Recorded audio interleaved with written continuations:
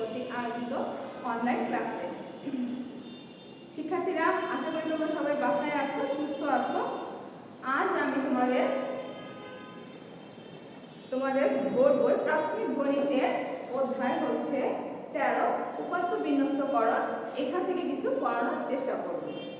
শিক্ষার্থীরা, আমি সবসময় বলে থাকি যে তোমরা কোনো অধ্যায়ের অঙ্ক শুরু করার আগে অবশ্যই তোমাদের বোর্ড বইয়ের অনুশীলনীর আগে যে পৃষ্ঠাগুলো থেকে থাকে, যে উদাহরণের অঙ্কগুলো দেওয়া থাকে, সেগুলো অবশ্যই ভালো করে পড়বে বা আয়ত্ত করে নেবে। তাহলে পরবর্তী সৃজনশীল অঙ্ক বা ছোট প্রশ্ন করতে তোমাদের অনেক সাহায্য হবে। শিক্ষার্থীরা, উপাত্ত বিন্যস্তকরণ এটা হচ্ছে অধ্যায় 13। দেখো, তোমাদের অধ্যায় 13 বইয়ে তোমরা 142 থেকে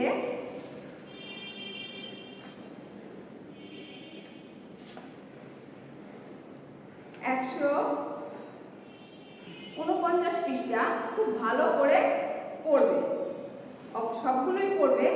কিন্তু সেক্ষেত্রে তোমরা খেয়াল রাখবে তোমাদের যে রঙিন যে বক্সগুলো দেওয়া থাকে সেইগুলো পড়তে, এবং ওইখানে যে ছোট ছোট অঙ্কগুলো দেওয়া থাকে উদাহরণে, সেই অঙ্কগুলো করার জন্য। এখানে দেওয়া আছে তোমাদের 144 পৃষ্ঠায় একটি অঙ্ক দেওয়া আছে। দেখো, আমি আজকে পড়িয়ে দিব, ওইটা বুঝতে পারলে এগুলো তোমরা করতে পারবে। তারপরে 145 পৃষ্ঠা, 146, 147 পৃষ্ঠায় দেখো 5, 6 দুটি অঙ্ক দেওয়া আছে। এই দুটি অঙ্ক তোমাদের জন্য খুবই গুরুত্বপূর্ণ। এরপর 146 পৃষ্ঠায় উদাহরণে 4 দেওয়া আছে, 146, 47 4, 5, 6। শিক্ষার্থীরা, এটা তোমাদের জন্য খুবই গুরুত্বপূর্ণ, তোমরা এটা বোঝার চেষ্টা করবে।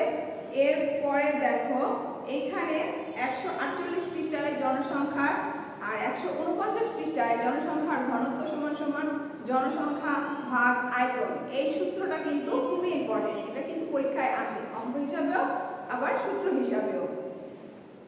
তো এগুলা যদি এখানে এই ছোট প্রশ্ন বা এই ছোট অঙ্কগুলো যদি তোমরা করো, তাহলে কিন্তু তোমরা বড় অঙ্কগুলো বুঝতে পারবে, কোনো সমস্যা হবে না। কিন্তু আমি আজকে ওই উদাহরণ অঙ্কগুলো থেকে আমি বুঝিয়ে দিব, বা আমি যে অঙ্কটা করাবো সেটা করলে তোমরা ওগুলো বুঝতে পারবে। এরপরে তোমাদের বিদ্যালয় থেকে নমুনা প্রশ্ন হিসাবে যেটা দেওয়া হয়েছে সেটাতেও দেখো সংক্ষেপে উত্তরপত্রে লেখো উপাত্ত বিন্যস্তকরণে। সেই ক্ষেত্রে দেখো ছোট প্রশ্ন আছে, উপাত্ত কি? উপাত্ত কি? উপাত্ত বিন্যস্তকরণ অধ্যায়ের প্রথম ছোট প্রশ্নটাই হচ্ছে উপাত্ত কি? গবেষণা করার সময় সংশ্লিষ্ট অনুসন্ধান ক্ষেত্র থেকে জরিপের মাধ্যমে যে সংখ্যাবাচক মানে গণনা করা যায়, যে সংখ্যাবাচক পরিমাপ সংগ্রহ করা হয় তাকে উপাত্ত বলে। গবেষণা করার সময় সংশ্লিষ্ট অনুসন্ধান ক্ষেত্র থেকে জরিপের মাধ্যমে যে সংখ্যাবাচক পরিমাপ সংগ্রহ করা হয় তাকে উপাত্ত বলে। উপাত্ত কয়টি? উপাত্ত হচ্ছে দুইটি, বিন্যস্ত আর একটি হচ্ছে অবিন্যস্ত। বিন্যস্ত হচ্ছে সাজানো, আর অবিন্যস্তটা হচ্ছে এলোমেলো করে। বিন্যস্ত যেমন 1, 2, 3, 4, 5 এটা কি সিরিয়াল করে দেওয়া আছে। আর যদি 15, 2, 18, 21 এটা কি এলোমেলো, এটা হচ্ছে অবিন্যস্ত উপাত্ত। তাহলে উপাত্ত হচ্ছে দুই প্রকার, একটা বিন্যস্ত আর একটা হচ্ছে অবিন্যস্ত। দেখো এখানে আছে বিন্যস্ত উপাত্ত কাকে বলে? বৈশিষ্ট্য অনুযায়ী সাজানো উপাত্তকে, বৈশিষ্ট্য অনুযায়ী সাজানো উপাত্তকে বিন্যস্ত উপাত্ত বলে। যেমন 12, 14, 16, 18। আর বৈশিষ্ট্য অনুযায়ী যে সাজানো থাকে না সেই উপাত্তকে, বৈশিষ্ট্য অনুযায়ী সাজানো থাকে না সেই উপাত্তকে বলে অবিন্যস্ত উপাত্ত। 17, 15, 21, 18। এরপর দেখো গণসংখ্যা কি? প্রদত্ত তথ্য বা উপাত্ত হতে যে কোনো শ্রেণীর দুটি সীমার মধ্যে যতগুলো সংখ্যা পাওয়া যায় তা হলো ওই শ্রেণীর গণসংখ্যা। আমি আবার বলছি, প্রদত্ত তথ্য বা উপাত্ত হতে তোমাকে যে তথ্য বা উপাত্তটা দেয়া হবে সেই তথ্য উপাত্তর শ্রেণীর দুইটি সীমা থেকে, একটা হচ্ছে সর্বনিম্ন, একটা হচ্ছে সর্বোচ্চ। ওই সর্বনিম্ন থেকে সর্বোচ্চর মধ্যে, যেমন ধরো এটা হচ্ছে, শিক্ষার্থীরা দেখো এই 5 থেকে 10 এটা হচ্ছে সর্বনিম্ন, আর এটা হচ্ছে সর্বোচ্চ। এই 5 থেকে 10 এর মধ্যে যে সংখ্যাগুলো পাওয়া যাবে তাকেই বলে গণসংখ্যা। এই গণসংখ্যার কিন্তু আরেকটা নাম আছে ঘটন সংখ্যা। তো ধরো এখান থেকে আমি পেয়েছি 6, 5, 8, 7। তাহলে এই চারটাই হচ্ছে এই শ্রেণীর গণসংখ্যা বা ঘটন সংখ্যা। এখন যদি এটাকে তোমার ট্যালিতে প্রকাশ করা হয়, দেখো শিক্ষার্থীরা ট্যালিতে প্রকাশ করলে 1, 2, 3, 4, এটা হচ্ছে ট্যালিতে প্রকাশ করার নিয়ম। 5 হচ্ছে সর্বনিম্ন, 10 হচ্ছে সর্বোচ্চ। তাহলে একটি প্রদত্ত তথ্য বা উপাত্ত যে শ্রেণীর দুটি সর্বোচ্চ সর্বনিম্ন মানের মধ্যে যে সংখ্যাগুলো পাওয়া যায় তাকে বলে গণসংখ্যা বা ঘটন সংখ্যা। যেমন আমি পেয়েছি 6, 5, 8, 7, এটা আমি ধরে নিয়েছি। তো এই হচ্ছে এগুলোর গণসংখ্যা। আর এটাকে যদি আমি ট্যালিতে প্রকাশ করি তাহলে ট্যালিতে প্রকাশ করা হলো 1, 2, 3, 4। এরপরে দেখো এখানে 4 দেওয়া আছে। যদি এখানে 9 থাকে তাহলে কয়টা হলো? 5টা। 5টা হলে 5 ট্যালিতে লেখার নিয়ম হলো এখন এইভাবে দিই।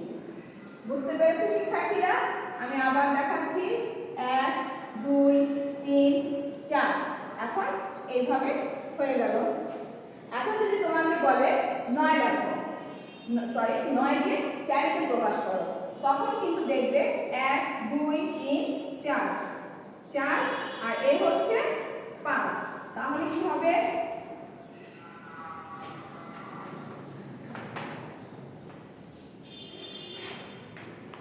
9 কে ট্যালি চিহ্ন দ্বারা প্রকাশ করো।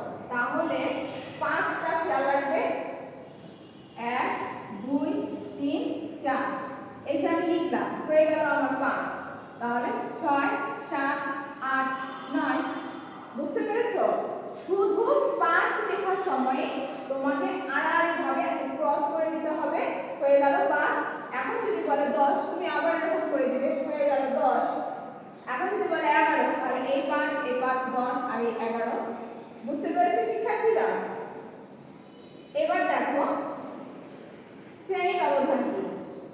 শ্রেণী সর্বোচ্চ এবং সর্বনিম্ন মানের যে পার্থক্যটা সেটাই হলো শ্রেণী ব্যবধান। একটু আগে যেমন তোমাদের দেখালাম 5 থেকে 10, এটাই হচ্ছে শ্রেণী, মানে শ্রেণীর সর্বোচ্চ মান থেকে সর্বনিম্ন মানের পার্থক্যটাই হলো শ্রেণী ব্যবধান। এরপরে হচ্ছে লেখচিত্র কি? উপাত্ত বা তথ্যকে সহজে বোঝার জন্য চিত্রের মাধ্যমে প্রকাশ করা হয় পদ্ধতিকেই বলে লেখচিত্র। উপাত্ত বা তথ্যকে চিত্রের মাধ্যমে সহজে বোঝানোর পদ্ধতিটাই হলো লেখচিত্র। বইয়ের মধ্যে দেখবে আয়তলেখ বলছি আমি,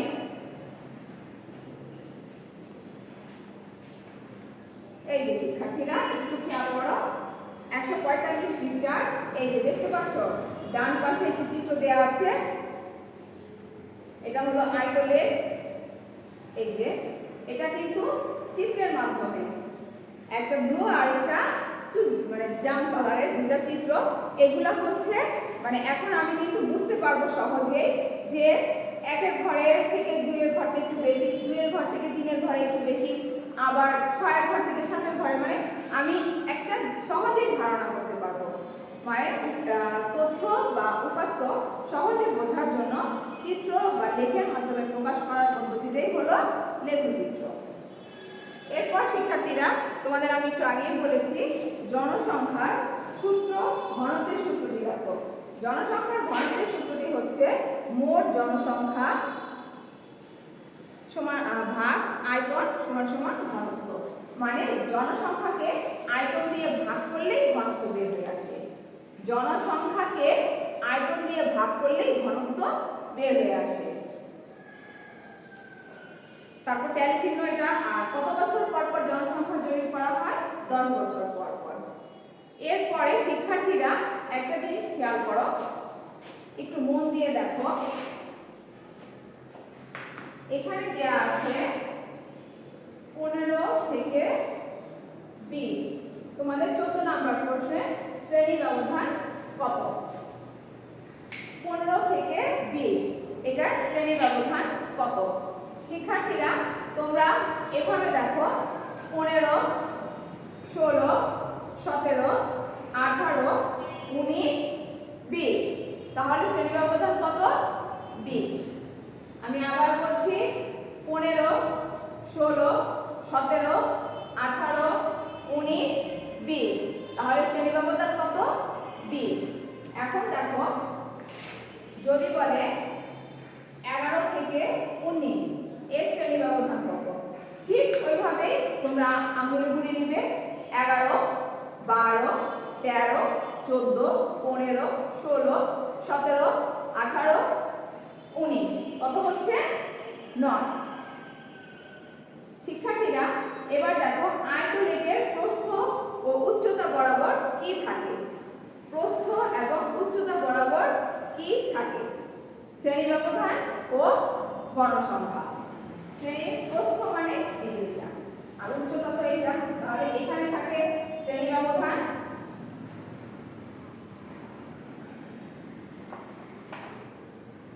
আর এটা হচ্ছে গণসংখ্যা, মানে এখানে শিক্ষার্থীর সংখ্যা কোনো কিছু যেটা সংখ্যাতে বোঝানো যাচ্ছে।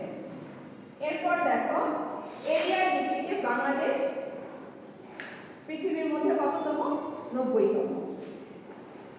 আর 15, 13, 19, 17, 8, 5, 12 উপাত্তগুলো সর্বোচ্চ, সর্বোচ্চ মানে সবচেয়ে বড় সংখ্যাটা, সর্বনিম্ন মানে সবচেয়ে ছোট সংখ্যাটা, এটা তোমরা পারবে। আর যদি বলে ব্যবধান বের করো, পার্থক্য তোমরা তো জানোই, গণিতে পার্থক্য ব্যবধান বললে বিয়োগ বোঝায়, তার মানে তোমরা বড় সংখ্যা থেকে ছোট সংখ্যাটা বিয়োগ করে দিবে। এরপরে বলো 25 থেকে 30, 31 থেকে 36 কোন ধরনের উপাত্ত? শিক্ষার্থীরা যেটা সাজানো থাকে, বৈশিষ্ট্য অনুযায়ী সাজানো থাকে তাকে বলে বিন্যস্ত, আর যেটা বৈশিষ্ট্য অনুযায়ী সাজানো থাকে না সেটা হলো অবিন্যস্ত। তাহলে 25 থেকে 30, 31 থেকে 36 এটা কিন্তু সিরিয়ালের মধ্যে আছে, তাহলে এটা কি ধরনের উপাত্ত হবে? আশা করি বুঝতে পেরেছো, বিন্যস্ত উপাত্ত। এরপর একটা অঙ্ক আছে, শিক্ষার্থীরা একটা জিনিস খেয়াল করবে, ঘনত্ব মোট জনসংখ্যা ভাগ আয়তন। এখন যদি তোমাকে বলে ঘনত্ব বের না করে মোট জনসংখ্যা বের করতে, তখন তুমি কি করবে?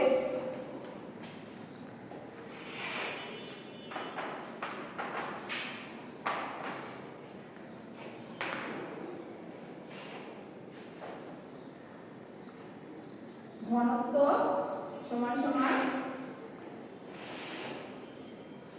মোট জনসংখ্যা ভাগ আয়তন, ঠিক আছে? এখন যদি তোমাকে বলে এটা সমান সমান মোট জনসংখ্যা ভাগ আয়তন, এখন যদি তোমাকে বলে মোট জনসংখ্যাটা বের করতে, তখন কিন্তু ঘনত্ব এটা এই পাশে ভাগ আছে, এই পাশে এসে গুণ হয়ে যাবে, তারপরে হয়ে যাবে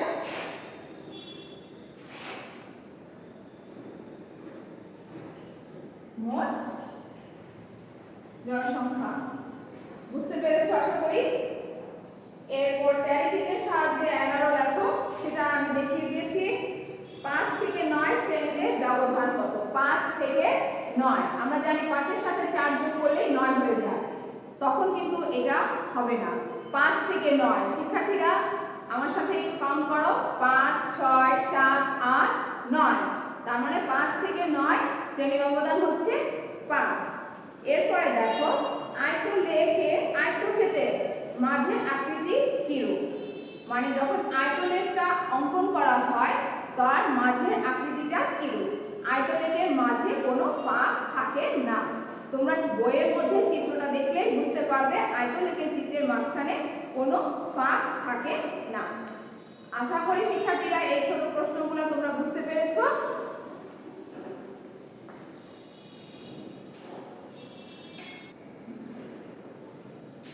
শিক্ষার্থীরা এখন তোমরা সবাই বোর্ডের দিকে তাকাও এবং আশা করব যেহেতু গণিত ক্লাস, তোমরা খাতা কলম বই এবং তোমাদের যে নমুনা প্রশ্ন সেটা নিয়ে বসেছো। আর নমুনা প্রশ্নটা তোমরা কিন্তু একটু লক্ষ্য করবে, একটু খেয়াল করবে যে অঙ্কগুলো দেওয়া আছে সেই অঙ্কগুলোই করতে হবে। হ্যাঁ করবে, কিন্তু তোমার ওই নিয়মের মধ্যে অন্য। এখন দেখো এখানে দেয়া আছে 15 20 25 20 20 15, এটা যদি চেঞ্জ হয়ে এখানে 16 18 21 22 থাকে সেটা তো সমস্যা হওয়ার কথা না, যদি তুমি নিয়মটা বুঝতে পারো। এবং তোমরা সেই ক্ষেত্রে লক্ষ্য রাখবে যাতে নিয়মটা তোমাদের আত্মস্থ হয়। তো দেখো এখানে প্রশ্নে আছে 16 জন শিক্ষার্থী গণিত বিষয়ের প্রাপ্ত নম্বর নিচে দেয়া হলো। 15 20 25 20 20 15 25 30 35 35 40 35 30 15 20 25। ঠিক আছে শিক্ষার্থীরা, এখানে 16 জন শিক্ষার্থী গণিত বিষয়ের নম্বর দেওয়া আছে। ক নম্বর প্রশ্নটা হচ্ছে সর্বোচ্চ ও সর্বনিম্ন নম্বরের পার্থক্য নির্ণয় করো। সর্বোচ্চ ও সর্বনিম্ন নম্বরের পার্থক্য নির্ণয় করো। শিক্ষার্থীরা এই অঙ্কটা আমি এখানে করব না, কারণ আমি এটা তোমাদেরকে বুঝিয়ে দিয়েছি এবং আবারও বলছি তোমরা করবে, আমি দেখিয়ে দিচ্ছি তোমাদের। এখানে হচ্ছে সর্বোচ্চ, তাহলে সর্বোচ্চ নাম্বার কত বলো তো? 40। সর্বোচ্চ নাম্বার হচ্ছে 40 আর সর্বনিম্ন হচ্ছে কত? 15। সর্বোচ্চ হচ্ছে 40 আর সর্বনিম্ন হচ্ছে 15। আর আমি তোমাদের বলেছি গণিতে ব্যবধান পার্থক্য সবই হলো বিয়োগ। এখন তোমাদের করতে হবে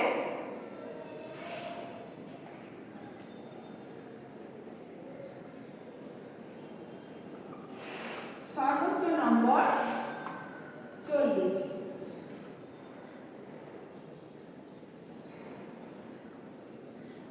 সর্বনিম্ন নম্বর 15।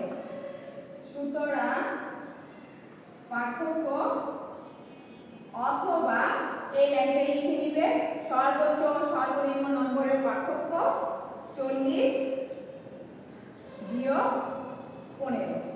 এখন এই বিয়োগটা আমি করতে পারি না, এই বিয়োগটা তোমরা নিজেরা করবে।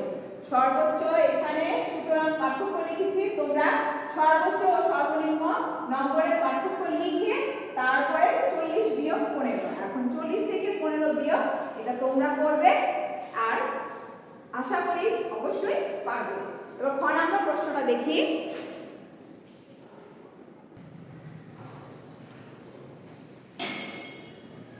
শিক্ষার্থীরা খ নম্বর প্রশ্নটা হচ্ছে 5 শ্রেণী ব্যবধান ধরে সারণী তৈরি করো।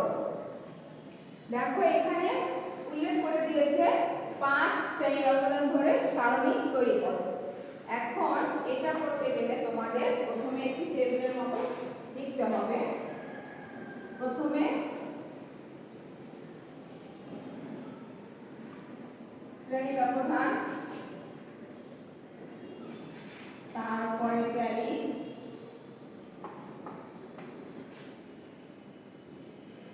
এরপরে হচ্ছে